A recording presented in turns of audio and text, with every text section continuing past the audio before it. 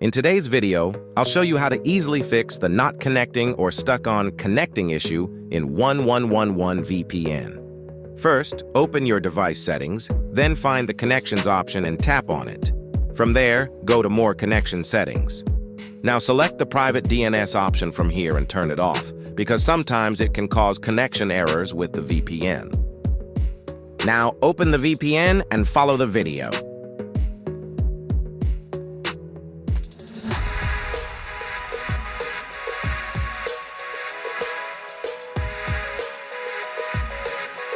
Now, try connecting the VPN again from here.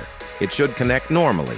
If it's still not connecting, tap the three-line menu icon, select the 1.1.1.1 option, then go back and try connecting again. As you can see, it connects instantly now in 1.1.1.1 mode. You can also switch back to the previous option anytime by simply going back and selecting it from here. If it's still not working, then restart your phone and try connecting the VPN again. And that's it. Your VPN should now work properly. If this video helped you, don't forget to like the video and subscribe to the channel. Thank you.